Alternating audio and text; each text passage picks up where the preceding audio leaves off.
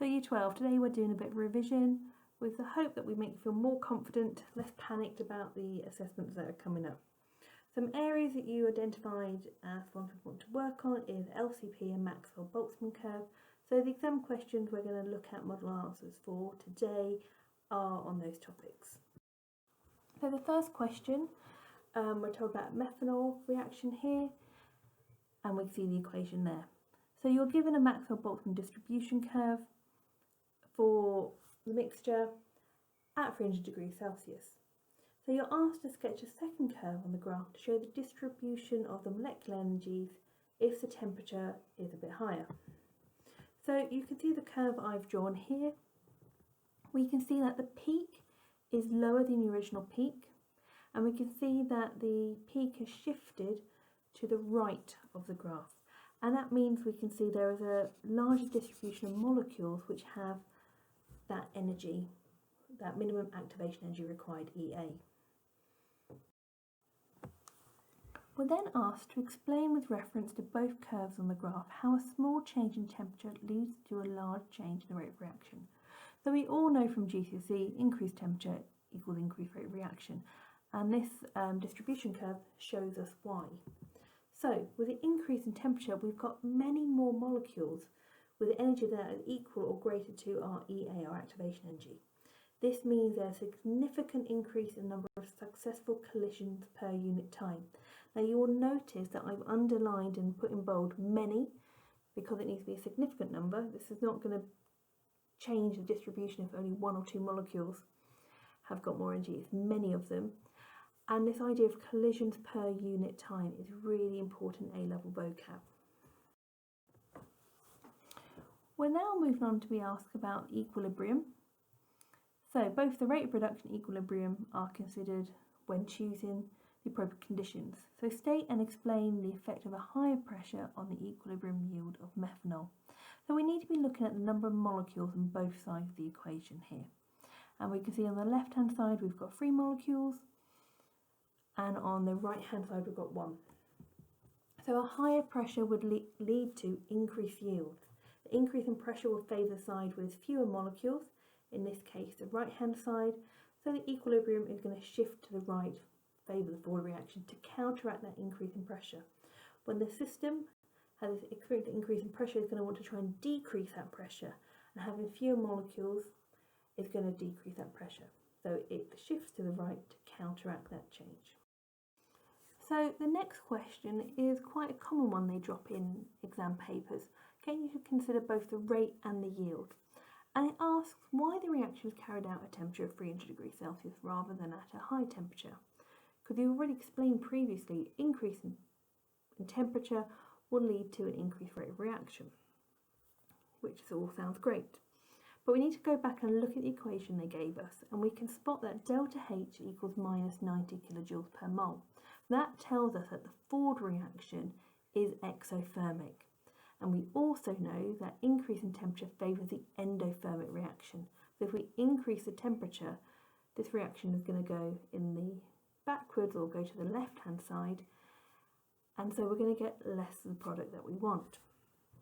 So increase in temperature would increase the rate of reaction but would lower the yield as the forward reaction is exothermic. A lower temperature would increase the yield but would be a slower reaction, so the temperature of 300 degrees Celsius is chosen as a compromise between rate and yield. For this question, if you don't refer to both rate and yield, you are going to be limited to 1 mark, no matter how many wonderful points you make. So another Maxwell-Boltzmann distribution curve here. And first question, nice and easy, label the horizontal axes on the graph. Energy, nice and straightforward. They are not going to give you credit if you say mean energy or average energy or just label it E. So please make a mental note, energy is what they're looking for there. So next part is they want you to sketch a distribution of molecular energies at a high temperature. So this is similar to the previous question. So first mark was for having a slightly lower peak shifted to the right. The second mark, they are looking for these features. It starts at the origin. It shows separation from the original line. It crosses the original line only once, so you don't want that curve coming back down and crossing for a second time. And the area is similar to the curve. They are not going to be precise in that, but they don't want anything dramatically crazy different, because we should still have the same total number of molecules present. So, final part of question 2. This gas decomposes on heating. Explain why an increase in temperature increases the rate at which this gas decomposes. Now, there's several things we can talk about here. We can mainly talk about rate of reaction, which is what the question is after, but there's a few other things we can kind of make a mental note of. We can see that this gas decomposes on heating. That tells us that the forward reaction, this decomposition reaction, is going to be an endothermic reaction. So increase in temperature is going to favour the endothermic reaction, so we're not dealing with that compromise between rate and yield like we did in the previous question. So what the examiners are after is for you to identify, when you increase the temperature, the number of molecules with an Ng greater than the activation Ng increases, or it's greater than equal to. They will let you get away with saying Ng greater than activation Ng. So that gives you 1 mark. They don't want you to say the particles have more energy. They want you to be precise now. We're looking at a graph which shows energy distributions. We need to be talking in those terms. The second marker is saying that therefore there's going to be a higher frequency of successful collisions in a given time period. Okay, so we're kind of aiming for successful collisions. That's why the rate of reaction's increasing. Increasing collisions generally, unless they're successful, don't count. And we've got that in a given time period. There could be more collisions in a really long time scale. That's no good to us. We want a kind of comparison in a given time period. So this question is looking at LCP, and it asks us to state that principle. So this is just a textbook definition. When a system is in equilibrium and it's disturbed, the position of equilibrium shifts to counteract the change. You need to be referring to equilibrium, and you need to be using words to the same effect as counteracting the change. So we're then looking at catalysts. We know they're really important in industry, so after you define one and then say how they work. So definitions we all be comfortable with. Is it something that speeds up the reaction but is chemically unchanged at the end? What does that effect? You need to refer to the both speeding up and the fact that it's chemically unchanged to get that 1 mark. Either of those bits missing, you don't get the mark. So how does it work? Catalysts provide an alternative reaction pathway that has a lower activation energy.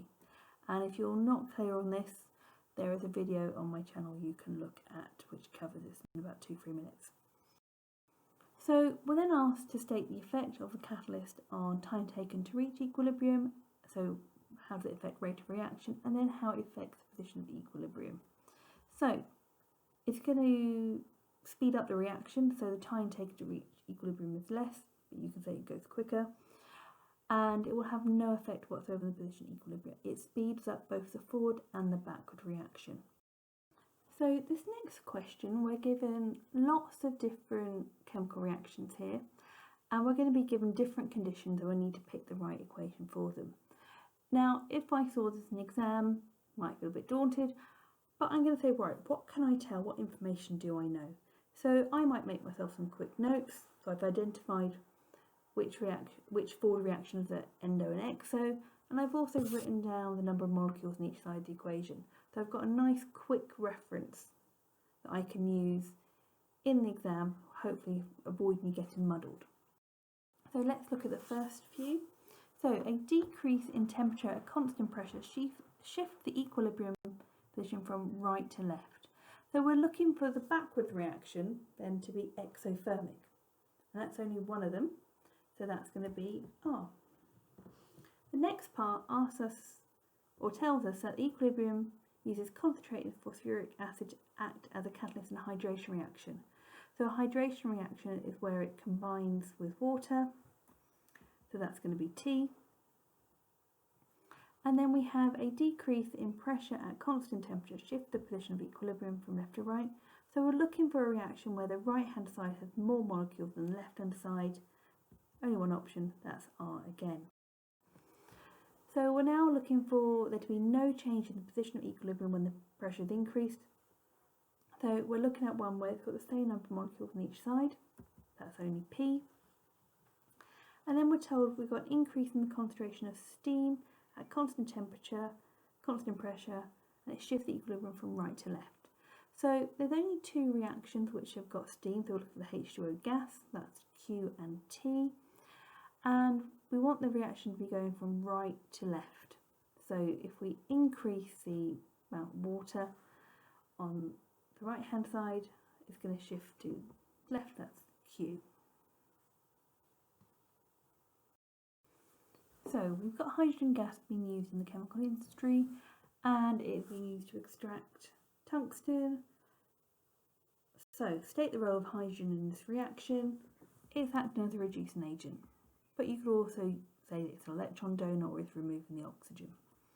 Write an equation, there we go, and state one risk of using hydrogen gas. Well, we should all know that hydrogen is really explosive, but you could use the term flammable or easily ignited words.